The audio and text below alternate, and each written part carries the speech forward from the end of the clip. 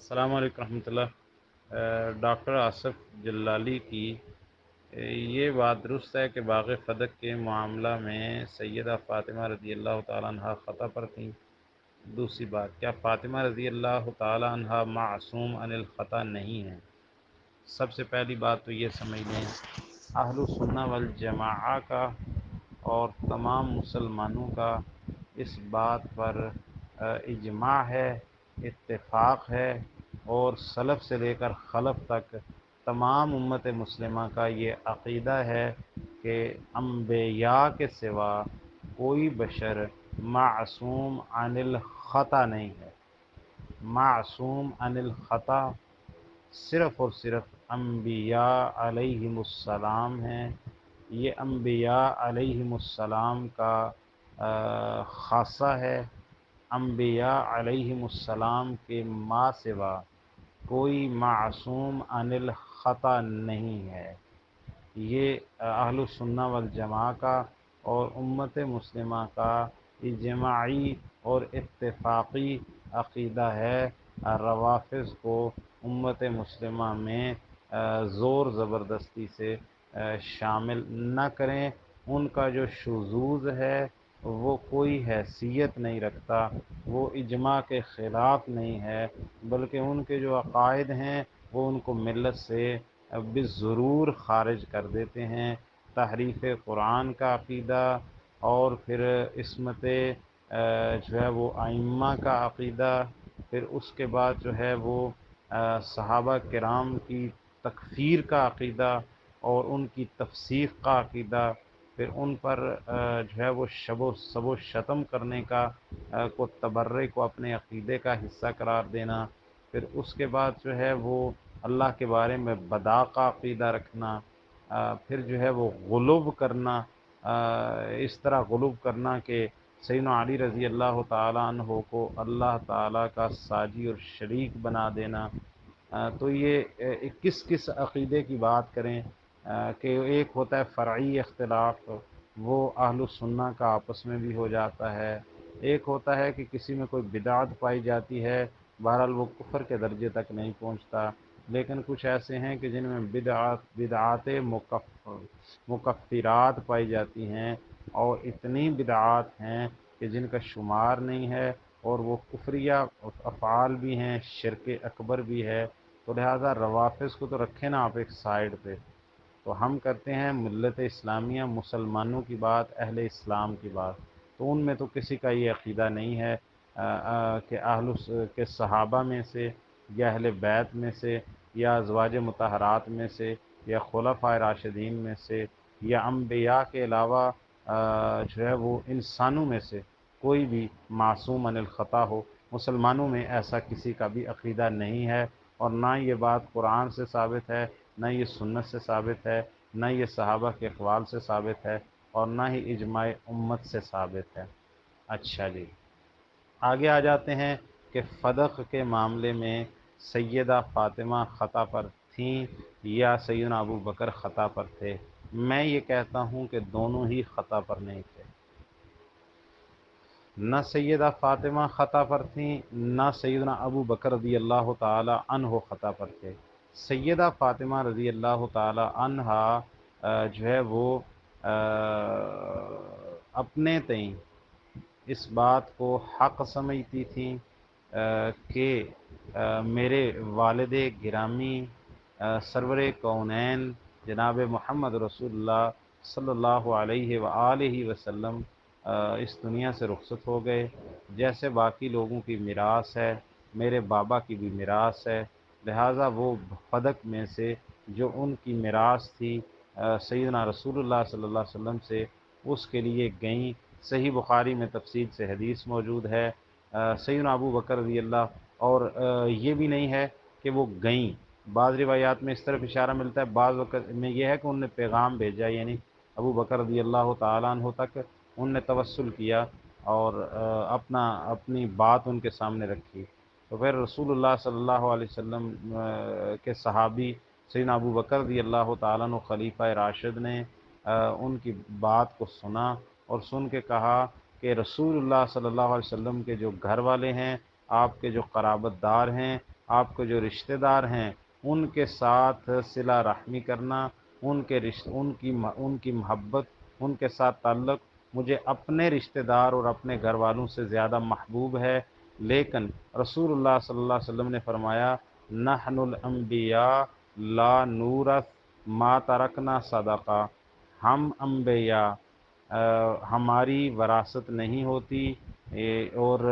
جو ہم چھوڑ جاتے ہیں وہ صدقہ ہوتا ہے، یعنی ہمارا وارث نہیں بنا جاتا، ہم مورث نہیں ہیں مال کے، جائیداد کے، بلکہ ہم مورث ہیں علم کے اور دین کے، ہم علم چھوڑ جاتے ہیں۔ تو یہ بات ان نے رکھی۔ سیدہ فاطمہ رضی اللہ تعالیٰ عنہا نے نبی پاک اپنے بابا سیدنا محمد رسول اللہ صلی اللہ علیہ وسلم کی اس بات کو سنا، فلم تتکلم حتی ماتت، وہ اپنی وفات تک پھر انہوں نے اس مسئلے میں بات ہی نہیں کی۔ یہ صحیح بخاری کے الفاظ ہیں کہ اس کے بعد فلم تتکلم، انہوں نے کلام نہیں کیا۔ اب اس سے کچھ نہیں لے کہ انہوں نے بعد میں ابو بکر رضی اللہ عنہ سے کلام ہی نہیں کیا اور اس طرح کی چیزیں، ہو سکتا ہے کسی معاملے پہ ان کو ناپسندیدگی معلوم ہوئی ہو، لیکن وہ ان کو اس مسئلے میں سیدنا ابو بکر رضی اللہ عنہ سے کوئی اختلاف بعد میں رہ گیا تھا، یا انہوں نے حدیث سن کے اس کا برا منایا ہو، ایسا سیدہ فاطمہ کر ہی نہیں سکتی۔ تو لہٰذا سیدہ فاطمہ رضی اللہ تعالیٰ عنہ اس وجہ سے خطا پر نہیں تھی کہ وہ اس کو اپنا حق سمجھتی تھی، جب ان کے سامنے حدیث آ گئی تو وہ خاموش ہو گئیں، دوبارہ اس بات پہ بات ہی نہیں کی، دوبارہ انہوں نے کسی کے کوئی شکایت نہیں کی کہ بھئی میرا یہ حق تھا مجھے دیا نہیں گیا، یا جو ہے وہ یہ جو حدیث بیان کر رہے ہیں اس کا یہ معنی نہیں ہے، یہ مفہوم نہیں ہے، مجھے رسول اللہ صلی اللہ علیہ وسلم نے یہ کوئی استثنائی صورت میرے لیے رکھی تھی۔ جب سیدہ فاطمہ رضی اللہ تعالیٰ عنہا نے اپنا مطالبہ دہرایا نہیں ہے اور اپنی مظلومیت کا اظہار نہیں کیا ہے، تو پھر سیدہ فاطمہ خطا پر کیسے ہو گئیں؟ رسول اللہ صلی اللہ علیہ وسلم سے بہت سارے لوگوں نے بہت سارے مطالبات رکھے، تو رسول اللہ صلی اللہ علیہ وسلم نے کسی کا مطالبہ پورا کیا تو کسی کو کہا بھئی تیرا یہ چیز تیرے لیے نہیں ہے، تو مطالبہ کرنے والا حق وہ خطا پر کیسے ہو سکتا ہے؟ کیونکہ جب وہ بات کر رہا ہے تو اس کے ذہن میں یہ ہے کہ یہ میرا حق ہے، لیکن جب اس کو بات سمجھا دی گئی تو وہ خاموش ہو گیا، اس نے اس کو تسلیم کر لیا، وہ خطا پر کیسے ہوا؟ خطا تو تب ہوتی کہ سیدہ فاطمہ رضی اللہ تعالیٰ عنہ اس کو اپنے موقف کو اپنائے رکھتی، اس پر اصرار کرتی، اس کا اظہار کرتی، اور جو ہے وہ اختلاف کرتی، تو پھر ہم کہتے کہ سیدہ فاطمہ کا یہ جو سیدنا ابو بکر سے اختلاف ہوا تھا، آیا اس میں وہ خطا پر تھیں یا نہیں ہوئی؟ نہیں تھی۔ جب ان نے مطالبہ رکھا ان کے سامنے حدیث نہیں تھی یا ان کے سامنے یہ بات نہیں تھی، لیکن جب ان کو حدیث رسول صلی اللہ علیہ وسلم ان کے کانوں میں پڑی، فلم تتکلم، انہوں نے بات ہی نہیں کی اور اس مسئلے پر دوبارہ کبھی بھی بات نہیں کی۔ پھر سیدنا علی رضی اللہ تعالیٰ نے اس مسئلے پہ کبھی بات نہیں کی، پھر سیدنا حسنین کریمین نے اس مسئلے پر کبھی بات نہیں کی۔ پھر دوسری بات آپ یہ بھی شامل کریں کہ میراث کا مطالبہ سیدہ فاطمہ نے بھی کیا تھا، اور سیدنا عباس رضی اللہ تعالیٰ عنہ نے بھی جو ہے مطالبہ رکھا تھا، کیونکہ رسول اللہ صلی اللہ علیہ وسلم کے 3 وارث تھے، 3 افراد رسول اللہ صلی اللہ علیہ وسلم کی وراثت اگر تقسیم ہوتی تو وارث بنتے، ایک آپ کی بیٹی جن کو نصف آپ کے کل مال کا نصف ملتا، اور دوسرے سیدنا عباس رضی اللہ تعالیٰ، اور تیسری رسول اللہ صلی اللہ علیہ وسلم کی ازواج تھی، رسول اللہ صلی اللہ علیہ وسلم کی ازواج کو اس صورت میں 8واں حصہ ملنا تھا، اور جناب سیدنا عباس رضی اللہ تعالیٰ عنہ کو اس معاملے میں باقی جتنا بچتا عصبہ کے طور پر ان کا ہو جانا تھا، لیکن نہ تو عباس رضی اللہ تعالیٰ نے اس کے بعد کبھی کہا کہ بھئی میرا حق ہے مجھے دیا نہیں گیا، یعنی ایک معاملے کے اندر وراثت کے معاملے میں 3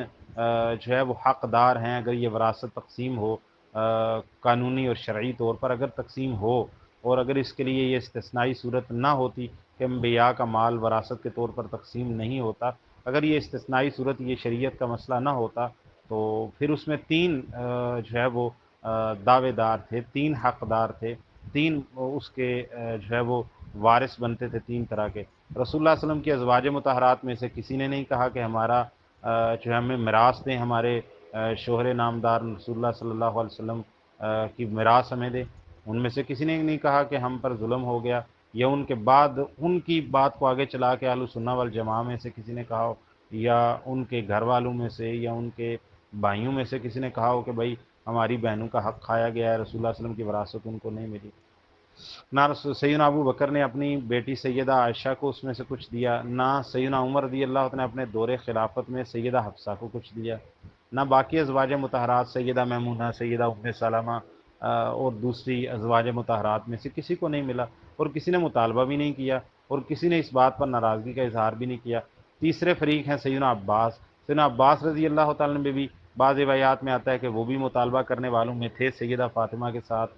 لیکن ان کو بھی جب حدیث پہنچی اور معاملہ ان کے سامنے رکھ دیا گیا، دوبارہ انہوں نے کبھی اپنی زبان سے ایک لفظ نہیں نکالا کہ میری میراث، میرا حصہ مجھے دیا جائے، جو ہے نا میری ملکیت بنایا جائے،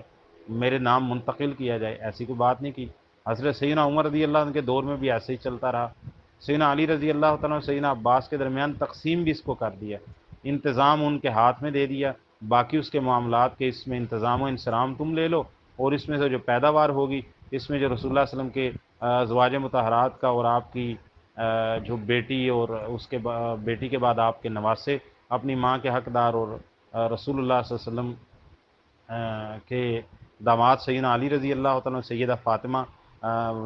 والا حق جو ہے وہ ان کو مل جاتا بطور سیدہ فاطمہ کے شوہر ہونے کے، تو وہ تم اپنا اپنا حق لے لو جو اس میں سے پیداوار آتی ہے۔ باقی جو ہے رسول اللہ صلی اللہ علیہ وسلم جیسے فی سبیل اللہ خرچ کرتے تھے، جہاد میں، بیت المال میں، فقراء میں، مساکین میں، وہ تم دونوں کرتے رہو۔ تو انتظام و انصرام ان دونوں چچا بھتیجے کے پاس رہا، پھر ان میں بھی اختلاف ہو گیا، سیدنا عمر نے ان سے دوبارہ واپس لے لی، پھر سیدنا عثمان کے دور میں بھی ایسے ہی رہا 12 سال تک، پھر سیدنا علی کے 5 سالہ دور خلافت میں بھی ایسے ہی رہا، سیدنا حسن کے 6 ماہ کی خلافت میں بھی ایسے ہی رہا، پھر بعد میں عباسی حکومت آئی